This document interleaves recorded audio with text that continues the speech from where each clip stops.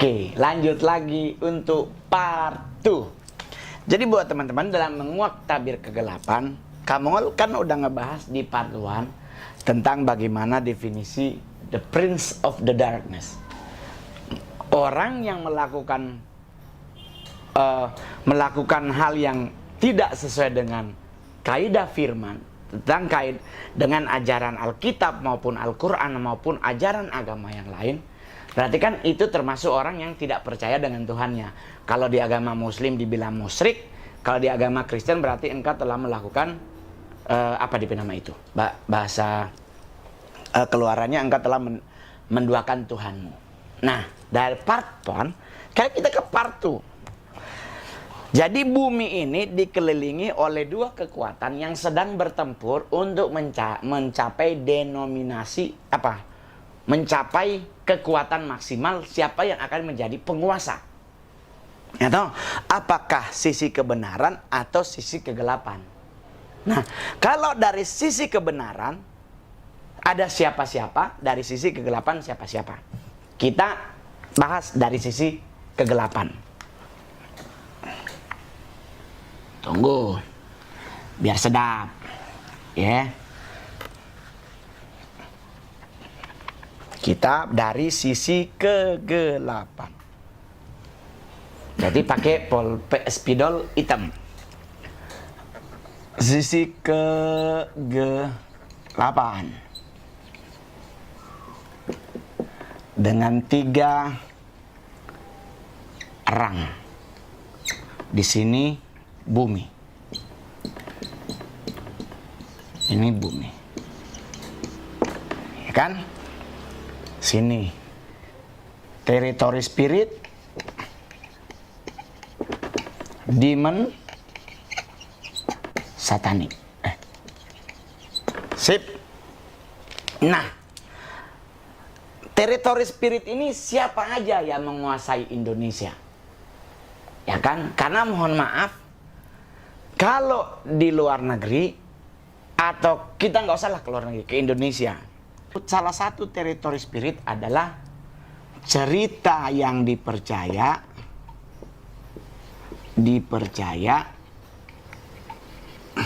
dan menjadi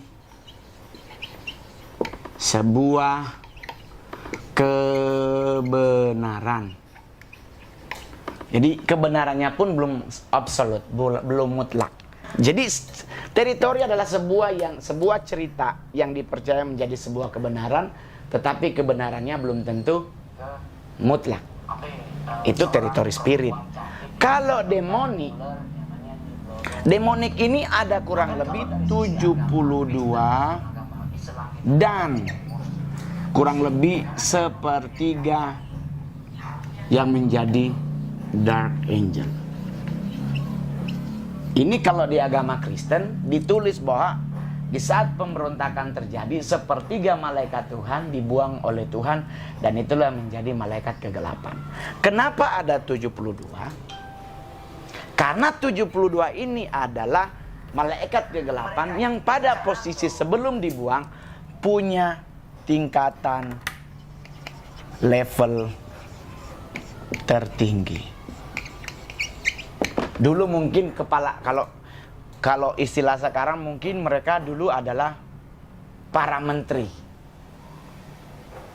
Menterinya Big Boss. Ya kan? Ya kan? Tuhan di surga tuh punya malaikat yang menjadi pelayannya. Nah, itu kan ada ordo-ordonya. Itu Lucifer dari ordo Serafim, ada ini dari ordo ini dari ordo ini, yang punya tugas dan job description yang berbeda-beda.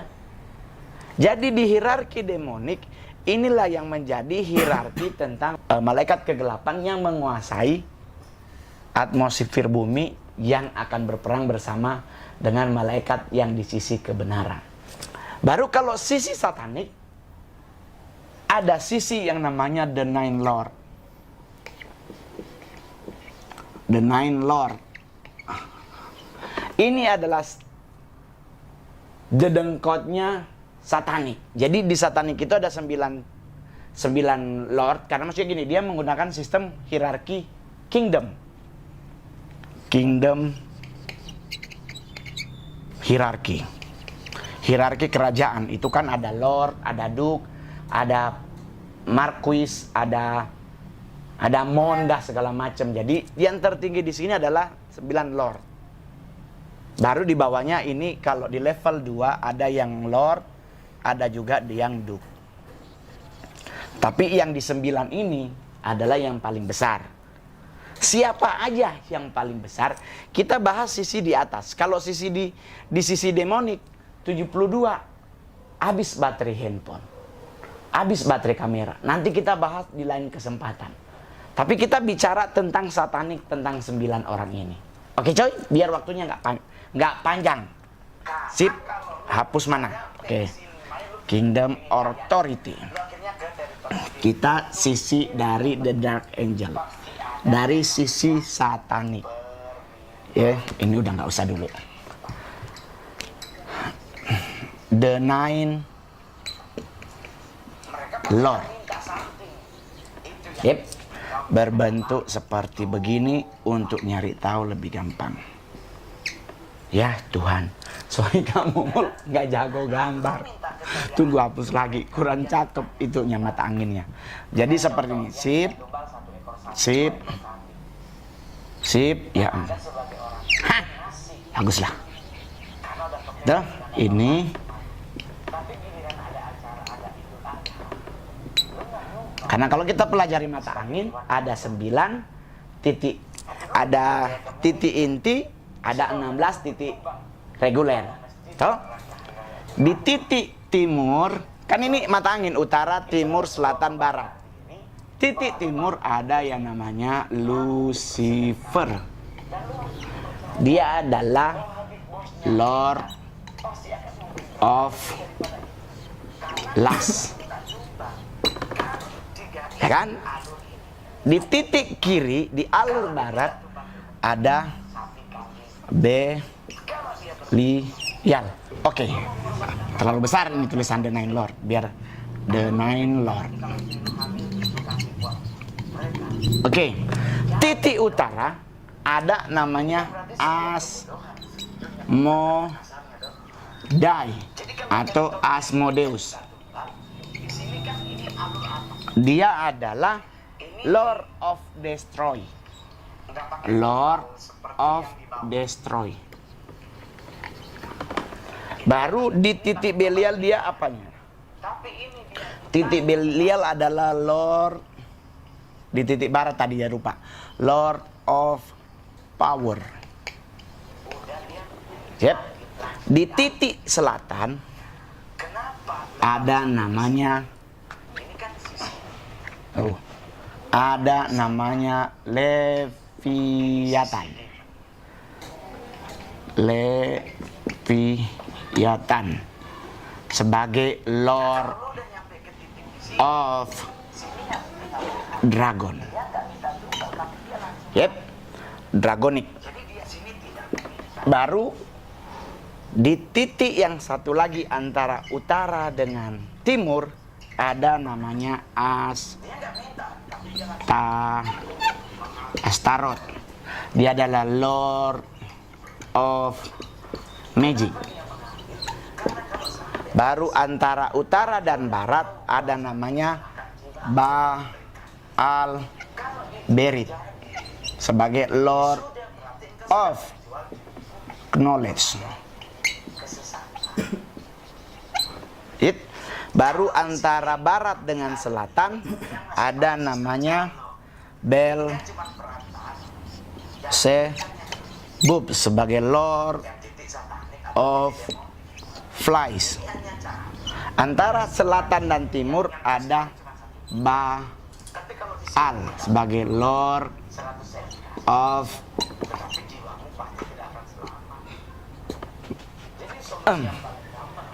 dia adalah bosnya kemakmuran, kekayaan. Kalau Baal Berit dia adalah Lord of Knowledge, dia adalah bosnya kepandaian, ilmu pengetahuan. Asmodei adalah bagian penghancur. Kalau Belial adalah bagian kekuatan. Kalau Beelzebub bagian flies, berarti sesuatu yang berhubungan tentang sayap ada di dia.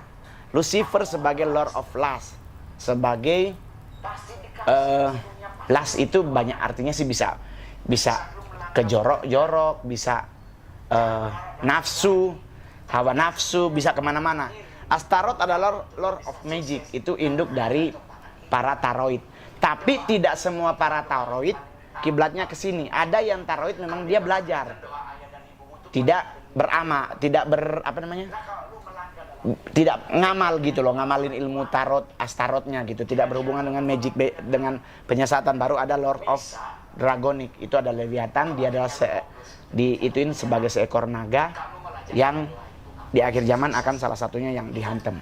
Nah, dari ini ya, Asmodeus 1, Astaroth 2, Lucifer 3, Baal 4, Leviathan 5, Belzebub 6,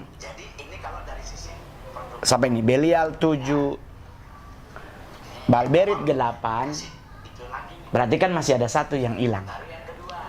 Ini titik tengah ini, induknya dikasih nama Satan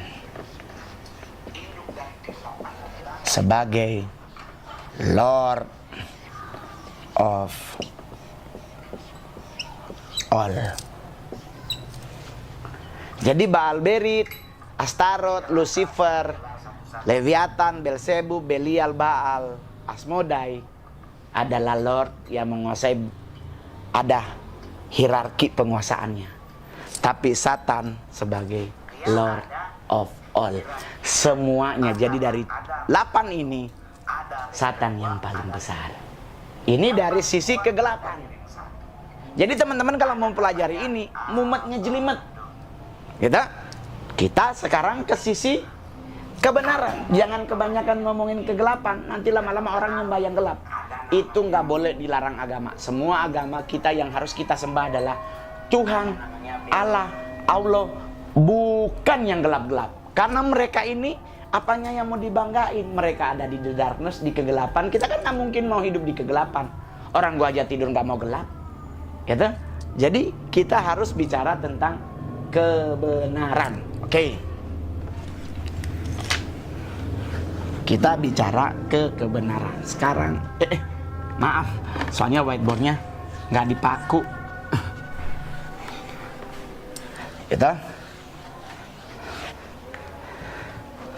Kita bicaranya kebenaran. Ini bumi, ini bumi.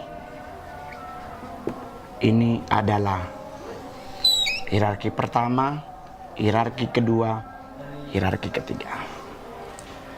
Sistemnya di kebenaran, malaikat melingkupi. Jadi ingat baik-baik, di kebenaran malaikat itu melingkupi bumi. Dia ngejagain bumi, kayak tudung saji nutupin ikan dan nasi yang ada di dalam, di atas meja. Kalau kegelapan, dia membentuk semacam hierarki, rank kelas. Kalau dalam kebenaran, dia membentuk melindungi. Nah, perlindungan pertama dilakukan oleh malaikat, rank terendah. Baru yang kedua, malaikat juga, angel, yang rank 4 dan 5. Baru yang pertama yang melingkupi adalah malaikat ring 1 dan 3. Ya, malaikat kebenaran ada rangnya, ada hierarkinya. Ini malaikat kebenaran, dari sisi kebenarannya. Rank pertama adalah archangel, kedua adalah serafim, ketiga adalah kerub, keempat adalah tur, kelima adalah par, keenam adalah malaikat. Sip. Ingat, Ini yang keenam. Ini level 6. Jadi malaikat yang menjaga di ring paling luar adalah malaikat yang paling kuat. Yang ada terkenal namanya Mikael, Gabriel, kalau di bahasa di agama Muslim dibilang Jibril, ada banyak. Kalau mau disebut satu-satu bisa 6 jam konten kita, baterai gua habis. Kalau di link 3 ini ada Ariel sebagai Lion of God. Terus ada di baris di sini baris ketiga di ring ini ada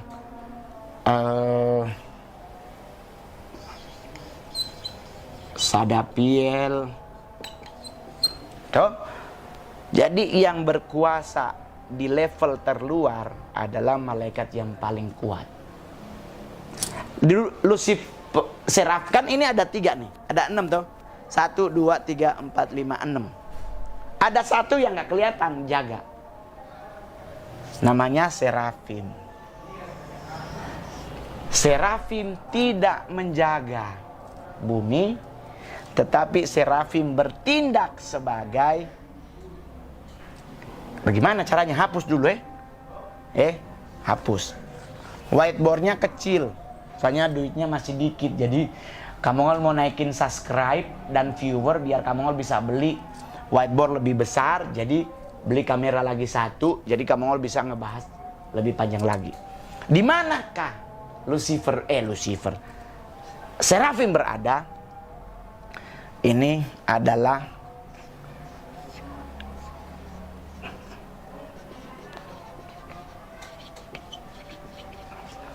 gimana sih? Bagus di rumah ini. Nggak tahu gambar gue. Nih, di mana posisinya Lucifer? Posisinya malaikat serafim. Di sinilah dia berada. Nih istana Big Boss. Yep. Serafim ada di sini. Jadi serafim adalah orang yang ada di dekat Big Boss. Serafim tidak ikut menjaga bumi. Serafim justru yang ngejagain bos. Karena kalau serafim tidak jaga bos, tahu-tahu bos besar error, langsung kita kiamat sayang.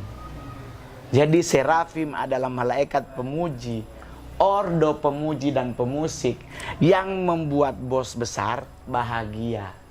Dari sisi agama Kristen dijelaskan di kitab Yohanes 4 ayat 23 kalau tidak salah, bahwa Allah mencari penyembah-penyembah yang benar, yang menyembah Bapa dalam roh dan kebenaran. Jadi kenapa Allah mencari? Karena serafim ini sepertiganya memberontak. Pemberontakan terjadi. Apakah Big Boss masih bisa menciptakan malaikat? Bisa. Bisa mencari pengganti. Tetapi jangan lupa di sisi agama Kristen, Yohanes 3 ayat 16 bilang begini. Ya kan? Bahwa dia telah menyerahkan anaknya yang tunggal. Bagi siapa yang percaya kepadanya tidak binasa, melainkan hidup yang kekal. Berarti Tuhan sudah melakukan, Big Boss sudah melakukan hal terkeren yang salah satunya pernah dia lakukan. Mengirimkan juru selamat namanya Yesus Kristus dari agama Kristen. Ya. Di saat Yesus dijadikan sebagai juru selamat, memang menjadi juru selamat, tidak lagi dicari pengganti Lucifer and the gang. Yang menjadi pengganti Lucifer adalah kita, umat manusia. Di agama Kristen ada pujian penyembahan, jangan pernah main-main. Kadang anak-anak muda, orang di gereja, udah mau penyembahan, udah mau menyenangkan hati Tuhan, masih sibuk pasang status, lagi nungguin Kak Mongol, aku lagi di gereja, padahal lagi menyenangkan hati Tuhan. Kalau Anda menjadi pribadi yang menggantikan Lucifer, itu posisi salah satu terindah. Karena berarti Anda ada di istana bareng Big Boss. Yang lain kerjanya ngejagain bumi. Yang lain kerjaannya keliling-keliling, harus ngejagain 4 arah mata angin utama. Itu di kitab Wahyu ada namanya malaikat penjuru. Jadi yuk teman-teman, kita yang beragama Kristen jangan lupa lahirnya Kristus dan menjadi juru selamat mengangkat kita menjadi penyembah Allah sebagai representasi pengganti Lucifer, coy. Jadi jangan pernah kebalik nih hidup. Jadi bumi posisi dalam kebenaran adalah dilingkupi. Ya, dilingkupi. Dari sisi ketidakbenaran namanya kegelapan, posisi bumi adalah dibentuk sebagai jenjang paralel untuk hierarki. Jadi Anda mau pilih mana? Dilingkupi atau dihierarkiin? Dibikin begitu. Jadi kalau Mongol lebih memilih dalam kebenaran, sekalipun hidupku belum tentu 100% sudah benar, tapi aku belajar setiap hari untuk mencapai kebenaran. Masih banyak hal yang harus Mongol rubah, masih banyak hal yang harus Mongol perbaharui, tetapi aku targetnya adalah menuju kebenaran, karena kebenaran adanya di surga. Di kita, kalau kita berhasil dalam kebenaran tersebut dan kita dibenarkan dan dikuduskan oleh Tuhan, kita akan mencapai tujuan akhir kita adalah surga. Jadi tujuan akhir manusia yang hidup pada kebenaran adalah surga. Tujuan mereka yang hidup dalam kegelapan adalah neraka. Oke coy, masih ada part 3. Jangan lupa, kita ketemu lagi. Jangan lupa di subscribe, di like, komen, share, dan loncengnya. Oke, pokoknya subscribe dan tonton. Mau di share ke siapapun boleh. Karena Kak Mongol rencananya mau pingin beli whiteboard yang lebih besar. Jadi bisa dibagi 2, kebenaran nggak pakai dihapus-hapus. Thank you, bye-bye, bye-bye.